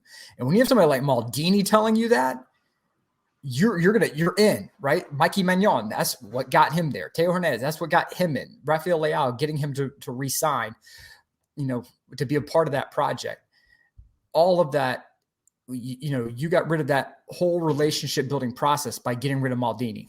And then you go and you take away one of Maldini's, one of the people who were really openly angry about the Maldini firing was Sandro Tonali. You got rid of him. And, it just looks like it's almost like retribution. And now you have Theo Hernandez, allegedly on the market now. They say they want $100 million. They're not going to get $100 million for him. But I guarantee that if Newcastle comes up and says, hey, look, we just did business with you for Sandro, we'll do it again for Theo. What are you thinking? Same amount of numbers and all that. And if they do that, Milan's gonna be like, yeah, sure, no problem. That's great. And it's all the people who defended Maldini on social media who seem to be the ones who are getting shoved out the door. The people who Cardinal and Redbird had previously said were untouchable, quote unquote. Well, they seem to be pretty touchable in my mind. And I know the $1 Million Man said everybody's got a price, but for these soulless corporate hacks to come stepping into the club and say whatever you want about these nation states that are running some of these other teams, they want the team to win. They're not treating it like a private piggy bank. They want their teams to win. They invest heavily. Whether they win or whether they don't is one thing. But Milan, Jerry Cardinal, Redbird are treating the club like it's their own private piggy bank. Moncada should be ashamed of himself. Vergogna, Moncada, vergogna, man. You are a clown. I hope you never eat a good meal in Milan. I hope you never eat a good meal anywhere in the region. I hope you get nothing but Big Macs and fast food and crap for the rest of your life for the destruction of this team. You're a bum. You're terrible. You're garbage. Jerry Cardinal, you're a fraud. You're Mike Ashley in thinner pants. That's all you are. And the next time I see you, you knuckle-headed comb-over clown, you're getting 5 across the face for what you've done to this team, because what you've done is you stripped a giant down to nothing. We were getting off the mat. We took a standing 8 count. We got off the mat. And then what did you do? You threw in the towel for nothing. Yes, exactly, Emilio. Starbucks. I hope you get nothing but Starbucks, Moncada. You bum. You're a clown. You're a ruthless degenerate. who has nothing at all good in life coming your way. So get out of here with your little megawatt smile. Wee, Moncada, I've got a great job. Furlani, you're not exempt either. Furlani, let me tell you something. Anytime you want to come through, you can get a hold of these Nikes, shine them up real nice, turn them sideways, and stick them straight up where the sun don't shine, cowboy, because we got something for you. All right? Curva Sud's got something for you. And Curva Sud, I'm disappointed in you too. Because you guys are over there like, well, we're going to try to see how they reinvest. We're going to try to see how they – No. What happened to the Lions? What happened to the Lions of the Curva Sud? What happened? You guys used to be something. You guys used to be waving flares and your tifos, and you would scream and go nuts and go absolutely psychotic in the past when something like this happened. What happened? Tell me what happened. Are you guys too happy with your free tickets that the board gives you, your ticket allotment? Is that what's happening now? You're so happy with that you're allowing the club to be dismantled in front of you? What kind of vultures are you? Reach down, grab a hold of something, see if it's there. I have a feeling that there was a ballinectomy done, and that along with the spinonectomy, and it was absolutely removed from you, because it seems that you are the only thing holding you down to earth is the free tickets that your pockets have been stashed with. And that's it. You can't tell me that this is A-okay. Where are we now? Yeah. See, this is Nick this morning. Let me talk to you. Yeah. That's where we are now. It is the fact that the Curva Sud is silent on this is the most disappointing thing ever. It just shows you what an industry this is. If you don't want to have this kind of stuff happening with your fan base or whatever, look, I understand big time soccer. It is a business, right? Mm-hmm. I'm aware of the reality, but when Milan finishes 6th in the table this year, don't tell me it's building. Don't tell me you're building anything. You're building a pile of horse crap is all you're building. A big giant pyramid of it. All right. It's the great pyramid of poop that seems to be stacking up higher than the clouds go high, because all we're hearing is rumors. Well, we're going to get Thuram. We're going to get Thuram, a guy who didn't score more than 10 goals. He didn't score more than 10 goals at any point in his career. And this is a guy you're going to be paying as much as Rafael Leao? Are you serious? What metrics explain that? You're also in the hunt for Lukaku, apparently. Lukaku, a guy who missed an open header 3 yards away? No. I don't want that, man. Send him to NYCFC or send him to the Galaxy or whatever. No. Get that blue and black wearing guy out of the transfer rumors. I want no part of it. It's, if you're scared, get a dog. Mm-hmm. All right? If you're scared, get a dog. Everybody talking about God scared, talking about Jesus scared to meet God. Go, get on your knees. If you're committed, commit. If you want to win, commit. Commit to the build. You don't want to commit to the build, then go ahead and get out a big time ball. Go get some other. Go buy Sheriff. Go buy some other mid-tier French team. It's go get that. Don't be a part of. Well, we have a legacy brand with. We're going to bring value to stakeholders, and we're going to have something. We're going to bring real value to the brand of AC Milan, and we are just so excited about that. Man, shut your corporate gerbil mouth, dude. Seriously. Well, we're going to bring an economically sustainable model. Blah, blah, blah, blah, blah, blah, blah. But man, shut up. Oh. You can hate the Saudis. You can hate the Qataris. You can hate all of them. You know what? Whenever they open their mouths, you know what they say? I want to win. Todd Bowley spent more stupid money than anybody in big-time sports. What did he say? I want to win. He was straight Al Davis. Just win, baby. Did it work? No. But was he out there going, well, we're looking for an exceptional opportunity to get. No, nobody cares about the corporate talk, dude. Nobody. You can't remove these legends and say that you're building value to the brand. Value for who? You and your board of directors. That's it. So and you're talking about building a new stadium to fill it with who? Your board is not going to fill the stadium, you clown. This ain't Ringling Brothers.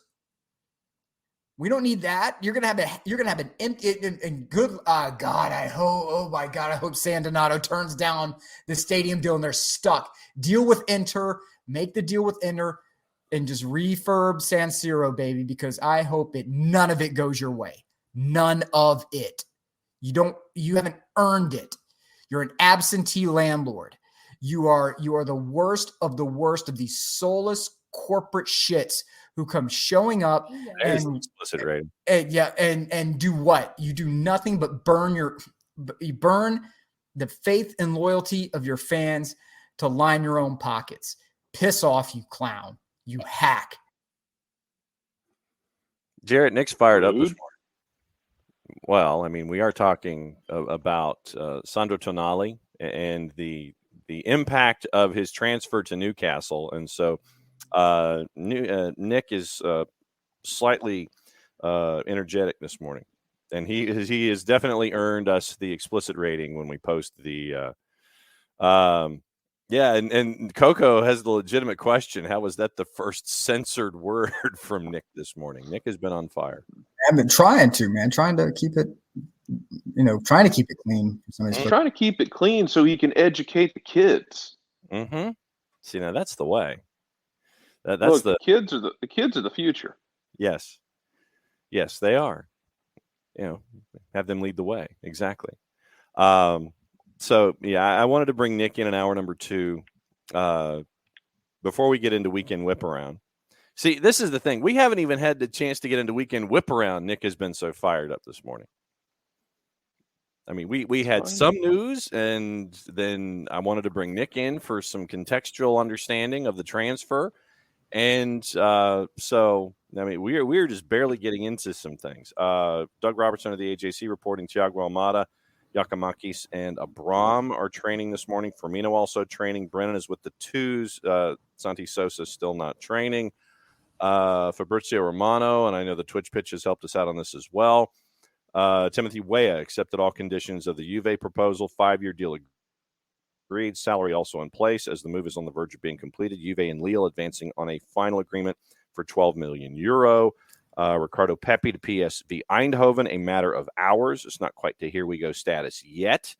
And Tenorio in discussing Tyler Adams, the Aston Villa discussion that Ricky Ricardo brought in this morning. I understand talks have started. Other Premier League clubs are interested, and Villa want to move on Sanson. So very, very busy morning. So we'll keep an eye on all this. And what we will do now is Nick, are you did you hit a stopping point in a paragraph, or were you still? No, hold on, Jack. Come here. What are your thoughts on Cardinal? Come here. Wow. Jackie Fresh is in on this too. Okay. All right. Go put him on. Hello. No, just go ahead. Go. Jackie Fresh, let her rip. His forehead looks like a stop sign. His face looks like I could play chess on it. You play chess on Cardinal's forehead? Yeah. Yeah. So is Cardinal a clown? Yes. Okay. What else about Cardinal? Is Cardinal a worthless, degenerate corporate scumbag who needs to get yeeted into the sun? Worthless, degenerate corporate scumbag. Maybe work his arms off. Well, I don't know about that. Look, here's the thing. I think Cardinal needs to go and be one of those absolute morons who needs to be thrown into a trash compactor. See. Yeah, see. How about that? See, Cardinal, that's your first Italian lesson. There you go. See, yes, as in yes, you need to be thrown into the depths of space, you goon. Uh-huh. See? That's right. Fire him out the airlock, just like Ripley to the alien. And what is the alien? It's a parasitic creature, just like Cardinal. Yes. Wow. And so Nick is Ripley. Yes, Coco, fire him out the airlock. Exactly. And Nick, you are getting praise from Ricky Ricardo about raising Jackie Fresh correctly. Yes, we have reached the and another thing tier. That is absolutely true, Alex. We have. All right. So, all right, let's get into Weekend Whiparound. We talked about Atlanta United. Jarrett, the piece of news that came out yesterday involving Vicente Reyes. It looks like Vicente Reyes might be turning into a Canary, and we mean that in the sense that he could be heading to Norwich. Yeah, because good for him, man. Like, oh my God, I'm getting heartburn discussing this crap because I don't want to hear about an away sort of failure, this, the other. Like you got a stacked room of goalkeepers right now coming anyway. Like you have Justin Garces, who's just now healthy, he's got a path now, as Brad Guzan is nearing the end of his career. Ray's got an opportunity to go play for a championship team that might get promoted this year. Mm-hmm. I think he was crazy if he didn't take the chance. Yes, exactly. So it looks like Good on him. Looks like the price tag might be a little under $2 million is what we're seeing. So we'll see what that looks like there. Atlanta United and Red Bulls 739. That's a part of the 730 brigade for our friends at Apple TV. And looking at juice boxes had obviously home favorite with Red Bulls, but it wasn't all that pronounced. It was a minus 106 for Red Bulls, Nick. Draws a plus 260, Atlanta United a plus 276. But by all indications, it looks like you're getting Almada and Yakimakis back together, obviously training. No Sosa, Abram is training. Quick turn from what we saw in the midweek with the comeback Cardiac Kids with the 2-2 draw with NYCFC. When you look at this one with Red Bulls, what do you see? I see a draw. Atlanta at the moment seems to be a bit on the susceptible to the kind of attack that Red Bulls will bring. So I think that's the unfortunate thing at the moment. But I do think it's going to be an exciting game from Atlanta. I don't know. My gambling heart is telling me draw. Jarrett, when you look at this one, obviously we can look at the match from a couple of weeks ago. John Tolkien out for international duty. Corey Burke out for international duty. Had a boatload of absences because of injury in the midweek. It should be a challenge for Red Bulls, but I think Atlanta United has a book at least to look at the attack here with Gigi and Thiago Almada available. You got the guys that you want to have in your starting lineup. You got a blueprint of how you're going to deal with it in the first game. You're going to invite pressure. Sometimes you're going to play through it. Sometimes you can play over it. Sometimes you're going to play around it. Sometimes you're going to hit diagonals. You're going to invite that pressure to find the space behind. It's going to be weird because both these teams had to rescue draws in the second half of their games. And look, Red Bulls doesn't have to travel, so they have that advantage. But if you can get up on them, Atlanta's shown you, at the very least, against Red Bulls, that they can defend it. They can hold serve against them, and maybe it's personal. I don't know. Mm-hmm. But well, I think it's really with this. If Atlanta is going to beat the Red Bulls, it's like you need to really be careful with your back passes. That is where Atlanta's getting into trouble against. From what I've seen so far, is that you have a back pass that's a bit errant. Instead of passing to a foot, you're trying to pass toward a man. And in those moments, that's where Red Bulls they like to pounce, and it really plays into what they try to do. If you can invite pressure, hold the ball, and draw them to you. Send the ball forward and then immediately cut backwards. So if you have this sort of counter motion happening where either you go backwards and then immediately forwards or forwards and immediately backwards, you can catch Red Bulls in space.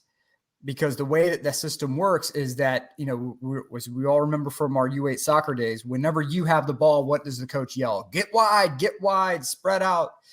And that's what Red Bulls thrive on, right? That space between. If instead, when you have the ball, you play like you're in a phone booth and you move quick, tight passes, not in tremendous amounts of space, what happens is that the Red Bulls will get tired out faster because they're running in circles trying to keep up. And Atlanta can do that really well.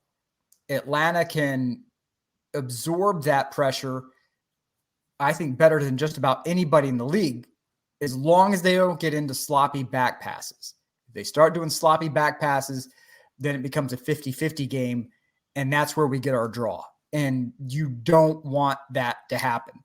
So clean up the back passes, play like you're in a phone booth, like Jarrett said, invite that pressure in, and do quick counter motions, and you can blow this thing open early. You also have the idea of also win your second balls.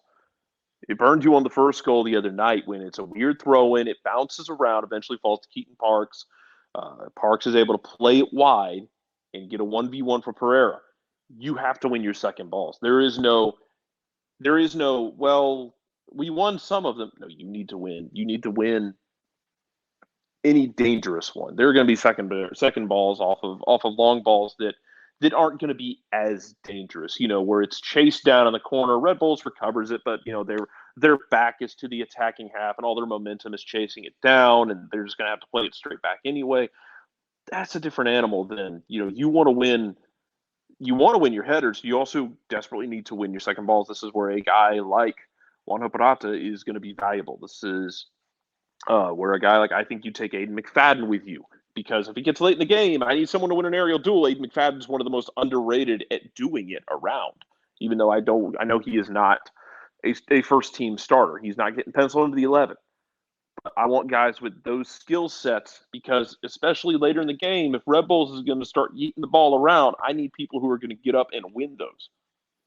I mean, Aiden McFadden can jump out of the gym. I mean, that is the bottom line with Aiden McFadden. So to have a guy like that late, if you need to make sure that you can lock a win down or something like that, or if you need him to help you out in gaining second balls and winning headers, Aiden McFadden could be a guy that could really help you out in that regard. So looking forward to it. Let's run through the rest of the rundown here. Charlotte and CF Montreal. Charlotte's at home at a -109.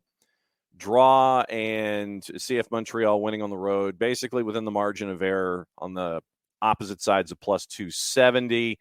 Nick. Give me the numbers again. Charlotte at home -109. CF Montreal on the road, draw and winning outright on the road, both within the margins of error in and around +270. Give me CF Montreal.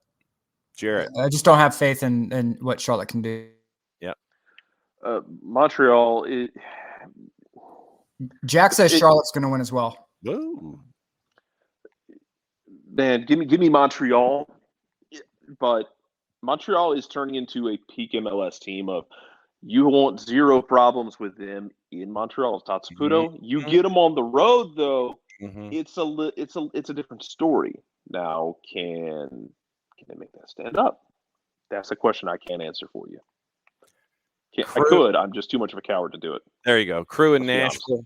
Yeah, Crew in Nashville at the Death Star. Crew's a -101. Nashville on the draw or win option. Both of them are in and around +260. Jarrett.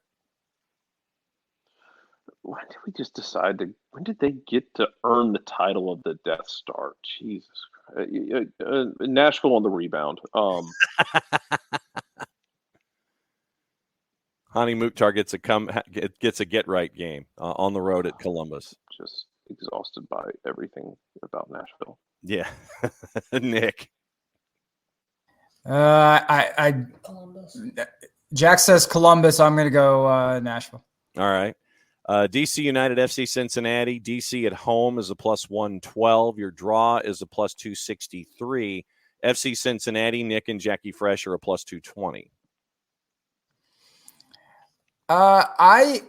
Cincinnati's filling. It's done. You want Cincy to win? Cincy's just gonna kill him. He says Cincy's gonna. Okay, he says give him the plus 200. Is it in Cincy? And then, okay, Cincy and what's the other numbers?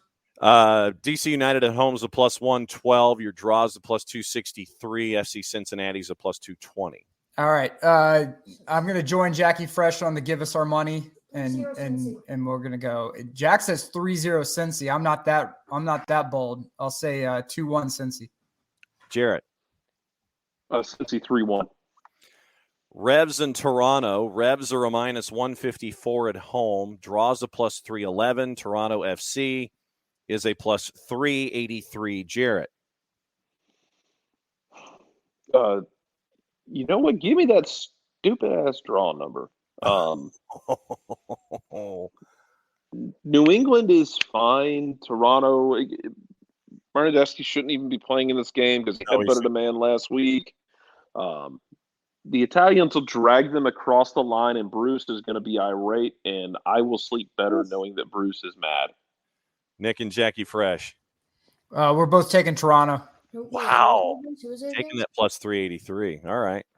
The last 7:30, Philadelphia Union hosting Inter Messi FC. Philadelphia Union, a minus 244. Draws a plus 388. Inter Miami is a plus 590. Are any of the three of you going to touch Inter Miami? Not at a plus 600. I don't think you are. Philly's going to play that physical and late game. Yep. Jack says Philly's going to go physical. And then when they get hit once, they're flying across the field. Yep. Then they're going to flop. Yeah. I mean, it's too big a number really to put a juice box on at a minus 244, but we figure Philadelphia is going to take care of business. You know what? Uh-oh. I'll get stupid. I'll get stupid on that one. All right. Yeah. That's an accurate description of what's happening, but carry on. Yeah. I'll get it. Look, man, it's when you're talking about that kind of ignorant numbers, I think that's something that I can. Those are some dangerous waters I could play in. Well, and Andre Blake is away on international team duty, so you've got Bendick face in net for Philly, so they've got to protect that. So it would be interesting at a plus 590. So I think Nick and Jackie Fresh are going to find a juice box at the back of the fridge with an expiration date that was 2012, and they're going to put that one on, at the very least, the draw at a plus 388. Hey, guess what? It's another week of a Copa Tejas. Austin at Q2 is a plus 108. Your draw is a plus 267, and the Dynamo on the road are a plus 2.25. Nick and Jackie Fresh. Jack says Dynamo. I say give it a draw. I love Dynamo. Understandable with what they've been able to do this season. Jarrett. Dynamo. Okay.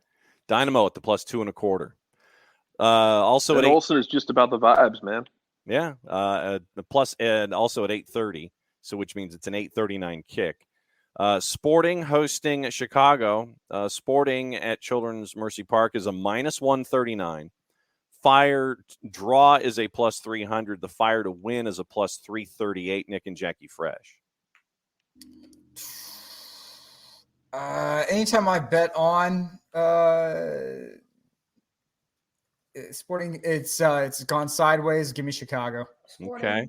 Sporting. Jack says Sporting to win. Okay, so it is a split soccer over their studio. Jarrett, what do you think? No, it's Sporting. Okay. Peter Vermes will accept your apology in blood. Yes. Peter Vermes ain't the man he used to be. He don't swing it like he used to, my guy. Peter Vermes is that kind of cat, though, that you can bleed him. He don't mind going down as long as he ain't going alone. He'll take you with. He wants company going across the river Styx. Mm-hmm. He wants someone to talk to on the other side. Well, he's going to be paying the boatman extra coins because I'm telling you one thing: Chicago is just nasty enough to be able to escape it. He don't mind. The man's got GM role on coach role. He's got the extra paycheck. He don't mind putting a couple more coins on the ice. Wow, you two. 9:30. Rabid Prairie Dogs hosting LAG. They did not have a game this past Wednesday. with Vancouver because of golf ball size hail that injured 9 people at Red Rocks. They waited until past the noise ordinance deadline. Who knew there was a noise ordinance deadline in Commerce City, Colorado, which is in the middle of effing nowhere. Colorado's a plus 112, Jarrett, against the LAG. Draws a plus 256. The Galaxy, who will not have Chicharito, season-ending injury list, at a plus 223. Do we really need to go any further? I would be very amused if we did, because I would be very amused at the idea of the Galaxy doing something. However, I don't trust them as far as I can throw them. Yeah, exactly. So, yeah. Colorado. Soccer Colorado over there. And some bubonic plague on the side. There you go. Soccer over there studio. What say you? I would say that much like the weather in Colorado, the results in Colorado can be wildly unpredictable. But in this case, I'll take the Los Prairie Dogs for the win. So then Soccer over there studio. RSL is hosting the Loons, also at 9:30 Eastern at a plus 104. Draws a plus 265. Minnesota United is a plus 238. What say you? Salt Lake. Jack says Salt Lake. I'm taking the draw. Okay. Jarrett. I think it's Salt Lake. Taking Diego Luna season. There you go. At a plus 104. 4 matches at 10:39, actually. And the first one, Jarrett, is LAFC and Vancouver Whitecaps, the home team who actually scored more than a goal for a change in a match, or actually scored more than actually scored for a change. Minus 167 at home against Vancouver. Your draws a plus 325. Vancouver is north of plus 405. That actually could be a very fun game. Vancouver is not to be trifled with. They are still sporting an Italian coach at last I checked. Yes, Fanny Sartini, that is correct. They are actually fun. It has become like the land of Julian Gressel because you can play him as a wingback and he can thrive. Give me Vancouver, and give me like this might be the last time you're able to get a good gut punch on LAFC before they kind of start to find a rhythm now that Champions League is over. Soccer over there, what say you? We are both on the LAFC train on that one. Understood at a minus 167. I have no objection to that. No. Yeah, you just want something different to happen. Also, I'm always looking for a place to happen. Exactly. Also at 10:30, soccer over there. Portland is hosting NYCFC, who travels from one end of the world to the other. Portland a minus 104. Your draw is a plus 258. NYCFC is a plus 275. What say you? You say NYCFC is going to Portland? Yes. Draw. Jack says draw. I'm taking Portland for the win. Minus 1. Okay, so Jackie Fresh is pulling the over at 3.5, and Portland is a minus 104. Jarrett. If I don't bet for Portland, then Gio comes and like attacks me in my sleep like Freddy Krueger. Correct. So he's voting Portland. So then obviously you're going for your Quakes also at 10:30 as they host All Caps SC. San Jose is a plus 114. Your draw is a plus 271. St. Louis, All Caps without their firepower up top, although Nico Gioacchini is doing really well in the absence of both Lewin and Strauss at a plus 212. Soccer over there, what say you? I'll take St. Louis getting it done. Okay. Jack says St. Louis as well. All Caps at a plus 212. So then your last match at 10:30, Seattle and the purple team, soccer over there. Seattle is a minus 112 at home. Your draw is a plus 258, and the purple team is north of plus 300. What say you? Give me I'll take the purple team. Wow. Okay. Jarrett. Purple team. Nico's going to be mad at me. He don't want to talk to me anymore. Hey, it's a plus 300, and Seattle has been struggling recently. So, I mean, anything is out there. I think that I know we've all recently been kind of looking at the notion that, this is their get right game. This is their get right game. I swear this is their get right game for Seattle, but they've been stumbling recently. And it could open a window. I don't think the window's open that much. I'll go purple team in that one when it comes to Major League Soccer. So that is your weekend whip around of all of the matches that we have here. Once again, remember, look at the standings as Gigi, Abram, and Almada are practicing this morning at the Children's Healthcare of Atlanta training ground as everybody will work their way north. In the East, Atlanta right now is in 5th. They are at 29 points. Philadelphia's at 31. Revs at 33. Crew is 6th at 29. Purple team's at 27. So it is the cramped East that we figured it would be. FC Cincinnati has only lost once in their first 18 matches, which is just crazy to think about. But what we've seen from FC Cincinnati this season, only allowed 16 goals, and they have scored 30 in 18 matches, only losing once, 13-4-1 this year. Cincinnati running away with the Supporters' Shield, which means so much in Major League Soccer. So just that's yikes. Okay. All right, guys, we got a couple of minutes to go. Chelsea, just another couple of pieces of news. Chelsea has started their multi-team model by getting Strasbourg at pairs, and it is like a 95% ownership, if not the full thing. So you're going to continue to see Todd Boehly. Nick, you talked about Chelsea and Todd Boehly dropping dollars. Chelsea is buying Strasbourg as a part of their multi-club model. They're starting their multi-club model by going to Strasbourg as their starters. Yeah, it's the American ownership mentality, like American corporate structure. So where before the traditional idea was that you had, a city or a neighborhood that had a club. Now it's the corporate mentality of, well, we are trying to expand our brand, and we are going to do that by purchasing a number of teams around the world. And just like, QSI is doing, and just like, whether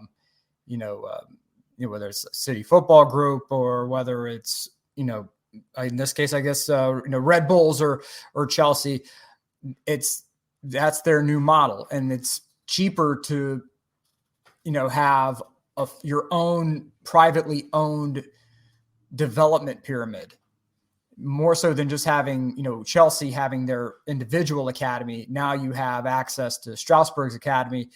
You bring up that talent and you can sell to each other at cut rate deals.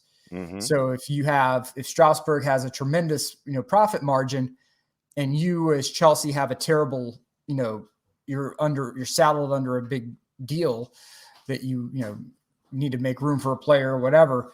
Hey, look, you're going to Strasbourg. I don't want to go to Strasbourg. You're going to keep the same money. Oh, okay, cool. And then off goes player one, and then player two comes in, and financial fair play is dodged. So, did you guys? One more thing before we go. Did you guys see the interview with Gareth Bale? Yeah, I saw a little bit of it.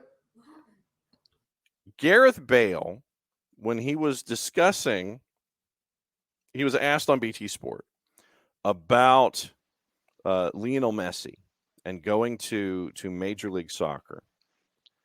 Gareth Bale said in this interview that losing has no consequence. Messi will enjoy MLS because losing has no consequence there. He was asked about it. There's the talk of the retirement league and all that kind of stuff. So Bale says to BT Sport, quote, "It's a lot more chilled. If you lose at Real Madrid, it's like the world has ended. You're crucified. You feel down. You go home and you're not happy. They accept losing a bit more in Major League Soccer. You've never been to Atlanta. There is no consequence. You can't get relegated over there. When you lose a game, you go on to the next one. They accept losing a lot better over there. They know how to lose, but they celebrate every win like you've won the championship. He will definitely enjoy it." That is what Gareth Bale said about the MLS experience. Well, that says more about him than it does MLS. your desire to win and your hatred of losing comes from inside you, not from external sources. So, your fan base can be completely okay with losing, but if you tell that to Michael Jordan, right? Tell that to, any of these players who, I don't care what your fan base says. Your fan base in a loss can be like, oh, well, it's okay. Or they can be like, burn it all to the ground, But if the player, it's on the player to, figure out how much that win or loss weighs on them. Yeah. And we're talking about somebody who's essentially ready to be a golfer anyway. Mm-hmm. You know what I'm saying? Like, so you were a golfer at that stage of your career. You piggybacked LAFC to a title. Like, I don't, don't sit there and tell me about how MLS is okay with losing. But Jarrett nailed it. Come to Atlanta and check your socials after a draw. And they're still talking about fire everyone into the sun. I mean, like, by all means, maybe that says something about you and your fan base, bro, but that doesn't say anything about the league in general. But I figured I would get the response of you gentlemen with those comments, with our young and impressionable Gareth Bale, with what he thought about the league to kind of end the week. Okay, soccer over there, weekend plans. I will be heading out of town and on business, so I will not be joining the show next week. I hope everyone has a very happy, wonderful 4th, and in the name of all that is holy, please season the meat that you cook on the grill. Please brine your chicken. Don't just take some chicken out of the bag and throw some salt and pepper on it and put it on the grill and call it grilled chicken, man. Brine it, flavor it, marinate it, do something with it. But please, please, please do not just throw some unseasoned meat on the grill and call it good. That is no. That's not America. All right. We have too many people who fought and died for you to cook unseasoned meat. Jarrett, weekend plans. Oh my God. Just running around town as usual. Probably gonna do some yoga tomorrow. Good for the soul, good for the body. Try and keep myself from aging faster than I already am. We'll be at Atlanta United 2 in Kennesaw. Yay! One of the only home games this week or this month. That is true. So we'll do that. We'll be there for that foolishness as well. Actually, I'll actually be disappearing over 4th of July as well because we'll be in Colorado. I'm going to try and go to a Plague Prairie Dogs game while I'm out there, and try not to get hailed on. There you go. That's good plans. Once again, remember tonight, 7 o'clock. Saturday. It is the unified match, Atlanta United and Red Bulls on ATLUTD.com. 7 o'clock pregame, 7:39 kick in Harrison, New Jersey. Atlanta United and Red Bulls. Atlanta United 2 and NYCFC 2 with Jarrett and Jason. That is on Sunday. Pregame show will be ahead of that. And that's a week. So for Nick, for Jackie Fresh in the Soccer Over There studio, for Jarrett, for me, for everybody who's been on here this week, we'll do it again next week. Bart Keeler was with us to start things off about the U.S. women's team. Since it's the end of the show, play it safe, everybody. Mucha plats, y'all. It means we get to do this. And we'll see you later.